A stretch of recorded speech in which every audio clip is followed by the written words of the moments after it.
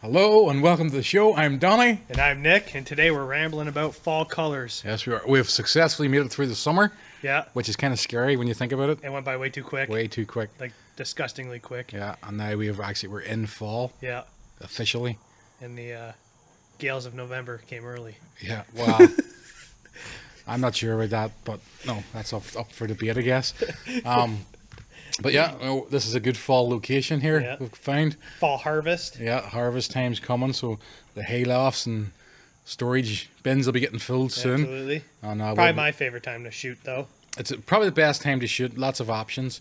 Weather is usually decent. No bugs. A lot cooler. Not cooler. Not wrap up a little bit. The whole time. Campfires are more enjoyable. Yeah, more of a necessity almost. And less mosquitoes. Yeah. Yeah. So that's some of the things I look forward to. Yeah, no mosquitoes here at all. Right. Look at this, not a thing biting me. It's first time in... No thermocell even out? No, first time in weeks, so this is pretty good.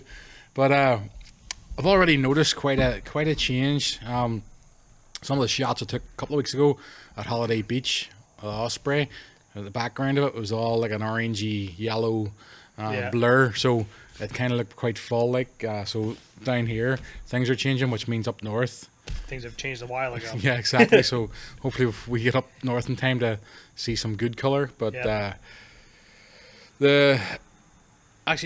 was out noticing, because I see some trees that are really dropping leaves. The most predominant one, horse chestnut, they're pretty much all brown, like totally crispy, curled up brown, falling to the ground. So that must be a real... I'm not sure if it blooms earlier as well, but maybe. I don't know why, but for me, like, fall colors is always like the maple. Right, the sugar maples. The staple of the fall colors is, I think, the maple. Yeah. Unless you're way up north and you're like, oh, the aspen's changing. That's all you have is like the aspen trees or whatever. But I don't know. And then I know a lot of people get the sassafras and stuff. It's later, but when it changes, it's only really yellows. Goes a bit more golden, but no, the maples really get that cool. Right. You get a sea of just orange and red. That's awesome. It is probably the best. Now we don't have a lot down here. We have little pockets here and there in Essex County, but if you drive around enough, I think if you take a little drive around Essex County, there's enough to sort of. Yeah, I think the best place to go, it's not even in Essex County, but close enough, Rondo, because they close down this one section of road.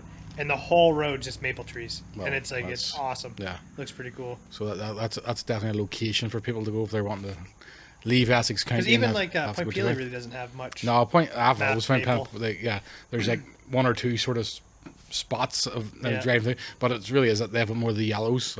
Colors. There's not much of the red. Around Cedar Creek is pretty good. Cedar Creek's really nice. You get that because that's got a nice mix. Yeah. So if they're all peaking at the same time. It looks good, but again, down here, so hit and miss, right? Mm-hmm. We don't have any trees really to begin with, let alone maple. No. Forests.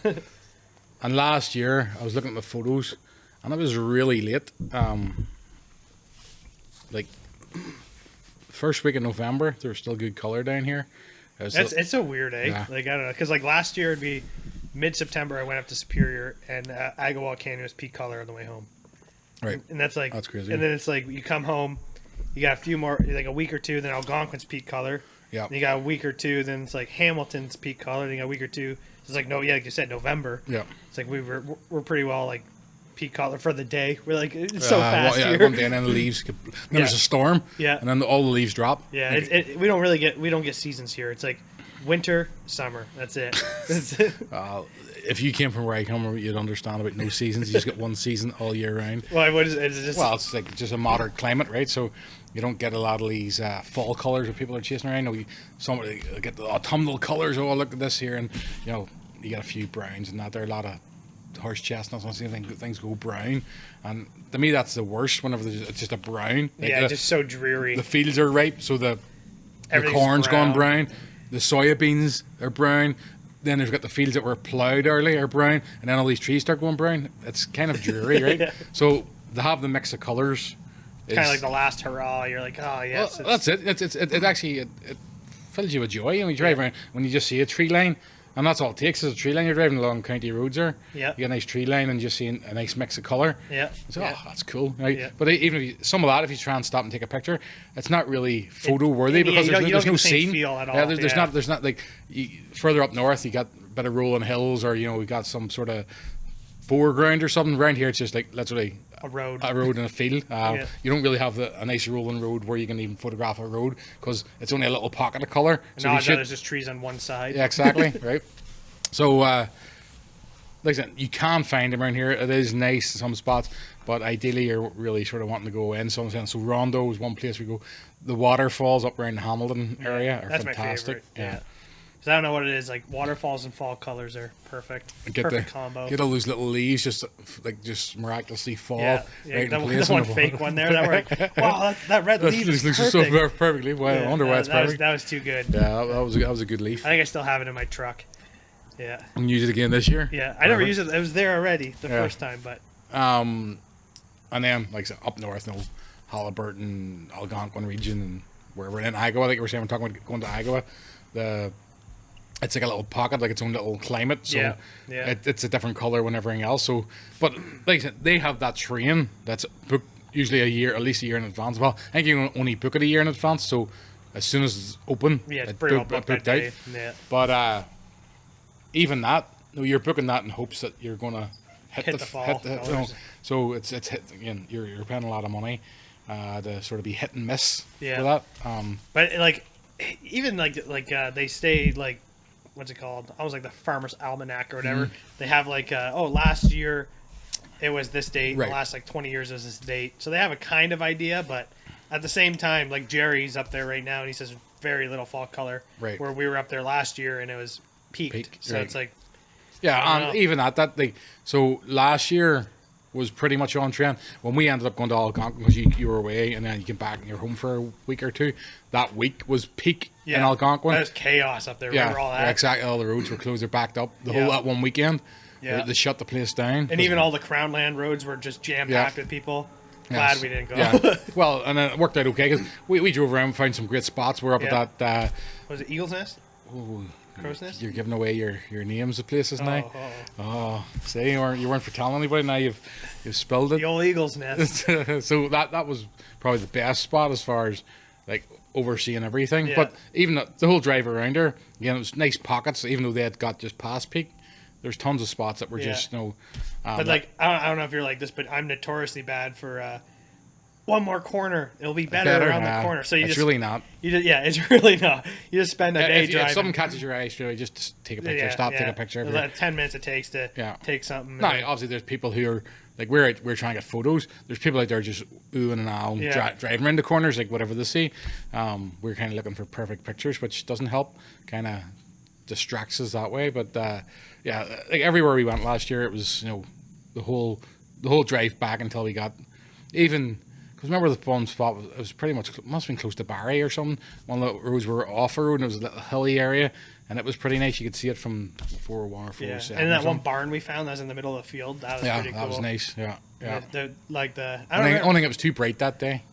No, I remember it was too. Yeah, it was direct sun. Yeah. I'm trying to remember. Was it because it was weird? Algonquin, we were past peak. It was like pretty dreary in Algonquin. Like the trees were almost all lost their leaves already.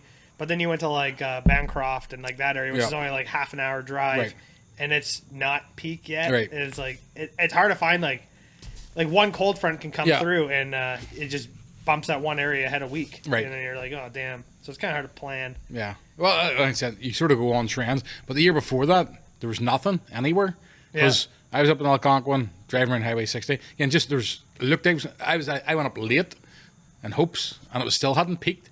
And then I went to Michigan and drove around that Highway 66 or something, whatever it's called. Right along the coast there, Lake Michigan. Yeah. Or Sleeping Bear. Nothing. Or Sleeping Dunes. Yeah, I didn't go as high as that, but that coastline it's voted like the number one tunnel road. Of trees. Well, I didn't get it because the colours weren't peaked. Yeah. I went nearly as far. What's we call that town up there? What's the Traverse City? Traverse City. So I went to Traverse City. I didn't go further north than that. So I went around that coastline, coming back down that Lake Michigan. A couple of nice spots I stopped at, really nice. Tons of lighthouses too. It's cool. Yeah, the lighthouse. There's one really nice one, and I got some shots of one smaller one. But it was really wavy as well. There's guys out doing the kite surfing and things like that there. But as far as colours, nothing. And that was the week before, and then the week after we went up to Algonquin. Same thing. It was late. Yeah. And then you're asking people when did the colours hit. Nothing really happened. The leaves just dropped, so it turned into something like down here, where our leaves, there's nothing. Maybe if you get a peak day, you think it's peak, and then you get a storm and everything blows off. Yeah. So there's years like that, and the year before that was pretty much exactly when it should be. So it's not a science as far as pre-planning. It's usually within like 2 weeks. Yeah, it's a 2 week sort of stretch. That's right. Like this year, I decided I'm like, well, we'll go for 2 weeks, because then we should be able to hit it. But there's no guarantee still, but because it's like green there now, it's so hard to believe that like next week they say that's going to be brown. It's supposed to red. Yeah, because even if you look up the train ride, they say the last week of September, first week of October is the best time to book. Right. And I'm like, that's crazy. It's like green there now. Next week's the first last week of September, that's right? Yeah. So I don't know. See. Well, how does it work for those guys who like, we booked a train ride, right? And then it's like, there's green leaves. Exactly. Like, the train ride was great. Yeah, it kind of sucks. Yeah. Hope it's got good food. Now, I've looked into a couple of those train rides before. Is it like an old type train carriage ride, or is it a modern one with like the glass roofs and stuff? I think it's like a glass roof kind of thing. I want to go on a steam train, the steam billowing over the top. And I've done steam? Yeah, coal, like a coal burning steam train. Yeah. I've done one before, and it's like we sat in the front because we thought it'd be cool, and then by the end of it, you're just covered in soot. Oh yeah. It was cool. It was a really cool experience, but. The one I went on was like in West Virginia. It's for Fall Colors in West Virginia, and that was awesome. I'm sure it was. But it was only like, I want to say an hour long. Really? Like that. It's just a pleasure. Yeah, basically just brought you to the top of a mountain and then brought you back down. And then the one in Superior is like 8 hours or something. It's like a whole day. One? Yeah, it's a whole day. It's very long. Yeah, it's a proper trip sort of thing. But I wouldn't mind doing that just for experience. But same thing as when I looked to do like train ride across Canada. You can get the one that it's a modernized train car, but like it's a romantic notion of this sort of old steam train. Yeah, this could make the carriages more comfortable in the cabin and stuff. But you want that Orient Express feeling, right? Yeah. Somebody's going to get murdered on it while you're on your way. But you get on there and it's just like like getting on an airplane. Yeah. Right? There's nothing much different than that, but. And what annoys me about the train ride is if you take one of those long ones, we want to stop and take photos. The train's it's whistling on. I think the Agawam one does stop a few times. Well, I think they'll stop. Yeah, but there's like the waterfall one. And exactly. A lot of these ones, it's literally the cross Canada. It's a cross Canada. On there the whole. Yeah, it's not really a site. It's not like going on a cruise. They'll stop a couple of spots for a couple of hours, I think. But in general, it's transportation more than anything. Yeah. But same thing. It's $3,000-$4,000. Yeah, because remember, like a couple of years ago, they were really advertising from Winnipeg to what's it called? Where's the polar bears at? Oh, Churchill. They're advertising that train ride like crazy. Me and Paige were looking it up, and it's like $3,000 or something crazy, and you're just sitting in a seat. You don't even get like a bed. Well, I think it's like $1,200 or something for the one seat and do nothing, and then as you go up, it was like $3,000 for a bed or something. Yeah, if you want, and for what it is, you might as well fly. Yeah, exactly. It's and if you point you're going to polar bears, once you get up there, it's over $1,000 a day. Yeah. Right, when you start doing polar bear tours, so these things can certainly be a bit pricey. I also looked into maybe doing a polar bear tour by myself, and it's cheaper in the summer. Because the polar bears are hungry. True. Right? So it's a little more risk. Risk involved. So you can get a car and drive up, and it says that you can't see polar bears out, and they're on grass and eating flowers, sort of thing. Yeah. But they'd rather eat you. So can you get like the rental company up? They have like an enterprise, and they'll come and pick you up. They'll pick you up. Maybe we should really investigate that. Do a proper tour. We're not doing the polar bear, and we're going to tell our enterprise we're going to put like seats on top of we need roof bars. Yeah, very nice. Because we're going to sit on top with cameras. Yeah. That'll be sweet. He's got to hire a driver and just be like, guide. So, hopefully they got good insurance. Yeah, exactly. Get fully comp, please. That covers polar bear attacks, eh? But yeah, back to Fall Colors. So we got really sidetracked. Yeah, that we're talking polar bears. We'll skip the season, going into winter. Yeah, so that's around here. Little pockets of things. The end of the sort of fall migration of things, and the birds are going to still migrate right up until the end of November, peaking. So you get the peak colors with like the blue jay migration, and you get some of the eagles and that going by that people like. But usually your main migration of birds is just finished, and then numbers are dropping, but species increase. So some people like that too. You know, you go somewhere like Holiday Beach again, got like last year over 1 million blue jays migrating over in their count, and that happens right through the fall. So you got that nice mix of weather's a bit nicer or more comfortable for being out. Walking around. I know a lot of people, oh, summer's as great as ever, but you know, a lot of them are people who are boaters or things where it's cooler. Yeah. You know, they're out in the swimming pools and things you got there, which you can enjoy. Hiking around in the summer on hot days is the worst. Oh, it's terrible. And it seems like whenever it's hotter, the mosquitoes are worse. Yeah. And it just makes it miserable. Muggy, and again, if the humidity's high, all that's even worse, right? So you're just doing stuff. Even you're out in kayaking and things like that there, it's gross, right? There's unless you're getting a bit of, you know, on a boat, going a bit of speed, and you're getting that cooler air, but you go down some of the creeks. You know, we weren't bad when we did our kayak trip, but that was more open water. But you go down some of the creeks around here, it's just so muggy. That is gross. So yeah, the fall's here. It's going to be good. And the fine things is then we'll hopefully get some shots. You're going up to Superior, where I'll be heading up for a few days. Whatever, early October. We'll probably do our annual Hamilton trip. Yeah, do the water. Like that's again, the waterfalls and things are fantastic. Maybe try and hit some different ones. Yeah. I was thinking. And again, it's always hard to judge them because you go to some of them and the water's totally dried up on them. Right? It's, you sort of have to go in the spring for some of them just to get the impact off them. Or after a big rainfall. Big rain, like next week. This week, tomorrow. Friday would be a good day to go to the waterfalls. I'm trying to think any of the ones up there that, because they do those trips in the fall up there, right? You know, a lot of the people from the GTA all pour in. Sherman and what's the overlook Dundas. called? Dundas Peak. Yeah, that was chaos. They didn't do that last year. I'm not sure if that's gonna. No, they did last year. Remember, you had a book. No, but they ended up sort of They stopped. They didn't do it. You could book to be there or something, but they weren't doing like there was none the year before. Remember, the parking lots were packed with buses and things like that there. You had a book way ahead. Yeah, it was booked, and then it wasn't even. It's basically like going to like a on a roller coaster. You go wait in line, exactly. You book and you go take your Instagram picture at the peak, and then you had to leave, right? Because somebody else had to get up there. So definitely wouldn't have been worth it. And again, with the dates, things happened. Yeah, it wasn't great, but there's definitely trying to think of a couple of other ones we could hit this time. There's something a little bit different with the waterfalls. The twos one. Oh, and we added the two on the Google Maps there. Yeah, there never before. Never. So they've got names now. Two's company, three's a crowd. Quality names. Yeah, we should go make sure there's more people getting reviewing them, adding pictures. Yeah. And then in the spring we went up to what's the one beside? Is it Sherman? Was it? No. What's the one?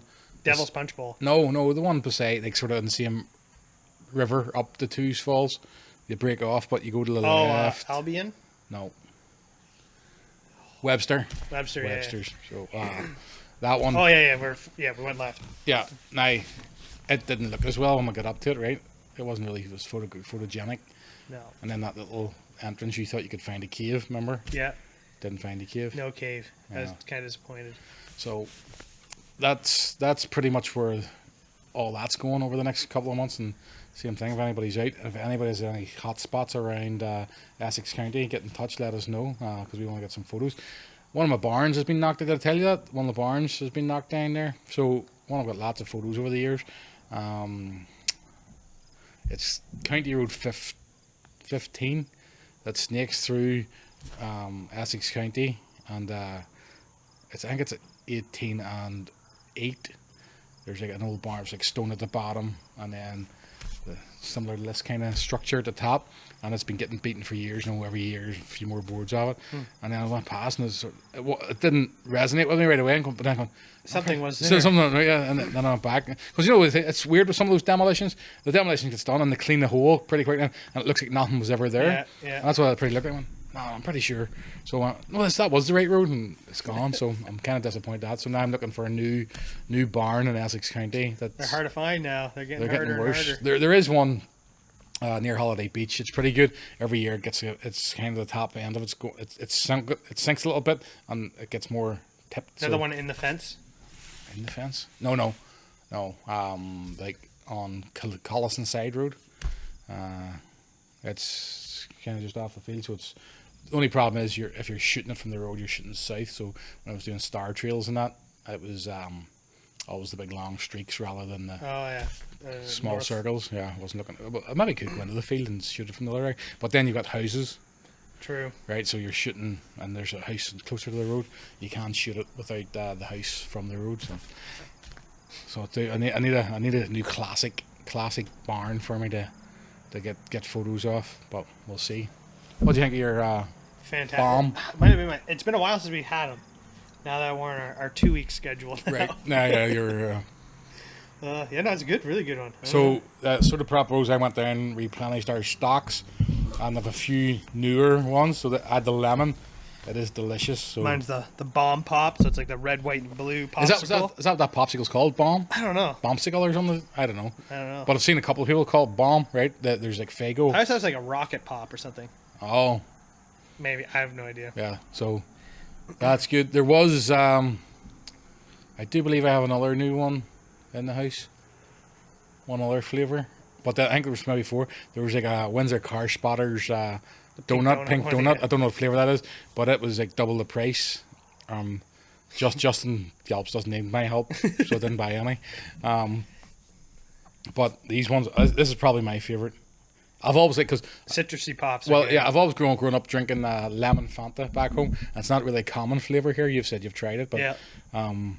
This is my favourite with fish and chips, like from a chippy. Almost like a Freshka, but like not. No, Freshka's grapefruit. What? Freshka's grapefruit. Oh yeah, true. That is true.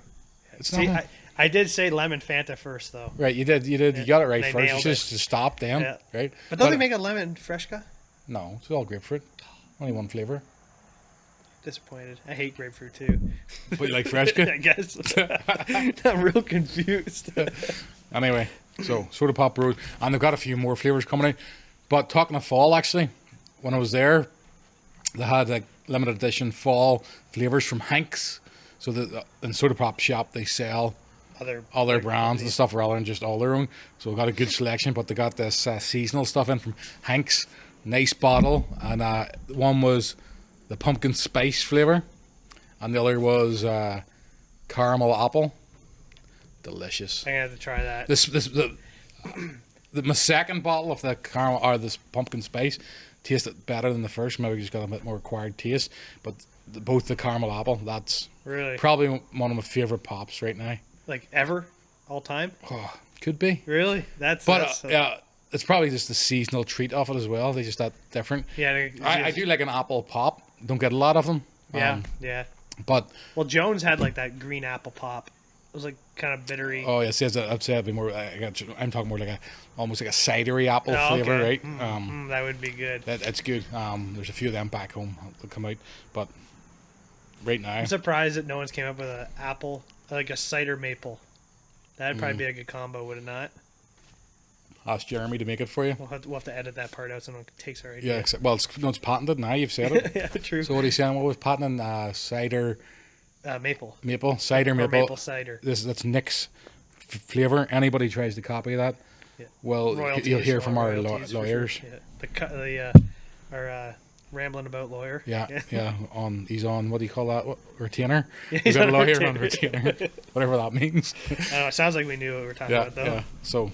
Anyway, not got much more to say on fall cars myself, but there is. Then enjoy seeing anybody's images and things you got there if you're out and about in Essex County. Certainly, let us know where you think are. We'll probably do a spots. Superior podcast maybe when we get back. Right. Yeah. It's kind of. What would you call that? We would just talk about what we did. Yeah. What we I'm did. going to be doing it for I'm going to be driving more than doing anything because I'm only going for 4. I'll make sure I have a picture of me driving by you on the road on the way home while you're heading out. Yeah, there you go. Perfect. I really just want to go to see Agawam and that there and have a quick look for some Yoopers. Other than that, just whatever I see. Get the new van out for a stretch its legs. Tara says already she's going to have to get cruise control on it. Oh, yeah? Yeah. So I don't know how I haven't got on mine yet. How hard is it to put cruise control on? It's not hard. It's like $500. It's a little. It's right on the edge of inconvenience versus cost. Yeah. Depends how long you want to keep the van for. So true. You know, if you're going to put like 10,000 kilometers on it in one trip, yeah, you might as well get cruise control. I don't know why I should have just done it. I should have done it a long time ago, right? Because we were looking it up because you can do it through the steering wheel by adding a steering wheel that has it and just bring it to forward and they'll program it. Oh yeah. Or you can buy the actual retrofit kit, which is like another stick off the end, which that's supposed to be super easy to hook up. Okay. So I don't know what road I was still don't know what road I want the steering wheel. I think. You think so? Yeah, but then I don't know. That doesn't matter. Big buttons on the dash. Yeah, you know, yeah. As long as it works. The old broomstick and the dead man switch on the yeah, train. Yeah, there you go. There you go. Quick, get it off. Need a break. Yeah. So, anyway, we'll get up there, do the fall one, and I'll see where it goes from there. So. Sounds good. So, anything else to add, Nicholas? That's about it for now, I think. That's about it. All right, well, that's going to be a goodbye from him. And a goodbye from him. Goodbye. Goodbye.